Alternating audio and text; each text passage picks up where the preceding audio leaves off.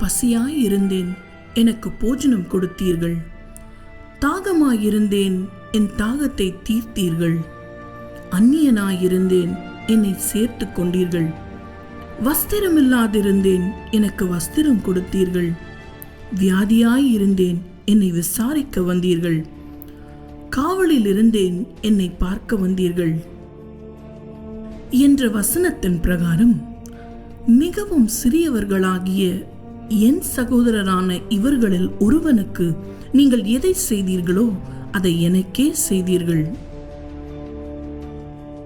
வறுமை கோட்டிற்கு கீழ் வாழ்வு நடத்தும் தெருவோர ஆதரவற்றவர்களுக்கு ஒவ்வொரு நாளும் அவர்களை தேடி சென்று மதிய உணவு வழங்கி அவர்களது பசியை போக்கி வருகிறது நமது நெசா தொண்டு நிறுவனம்.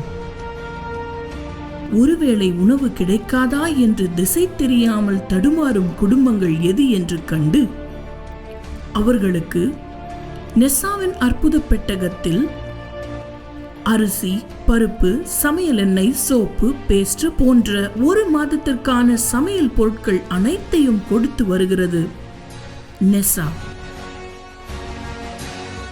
திக்கற்ற சிறுவர்களுக்கு உணவு, உடை மற்றும் அவர்களின் கனவாய் இருக்கும் கல்விக்குண்டான அனைத்து தேவைகளையும் நெசாவின் மூலம் வழங்கி வருகிறோம்.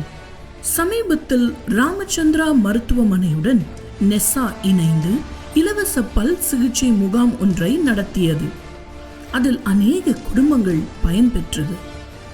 மேலும் வாசன் ஐ கேர் உடன் இணைந்து கண் சிகிச்சை முகாமை நடத்தி ஏழை எளிய மக்களின் கண்களையும் பாதுகாக்க கர்த்தர் நெசாவை பயன்படுத்தினார். இது மட்டுமா, ஜூ அவுட்ரீச் ஆர்கனைசேஷன் இந்தியா என்ற ஐக்கிய நாட்டு சுற்றுச்சூழல் பாதுகாப்பு துறையுடன் இணைந்து சுகாதார விழிப்புணர்வை கற்றுக் கொடுத்தது நெசா. வேதம் சொல்லுகிற பிரகாரம் தரித்திரனை ஒடுக்குகிறவன் அவனை உண்டாக்கினவரை நிந்திக்கிறான். தரித்திரனுக்கு தயை செய்கிறவனோ கர்த்தரை கனம் பண்ணுகிறான். இத்தனை அரிய காரியங்களை இச்சமுதாயத்திற்கு செய்ய கர்த்தர் நெசாவை பயன்படுத்தி வருவதை நினைத்து உள்ளம் மகிழ்கின்றோம். நெசாவின் இந்த அன்பான தொண்டு தொடர்ந்து நடைபெற செபியுங்கள், கை கொடுங்கள், ஆசீர்வாதம் பெறுங்கள்.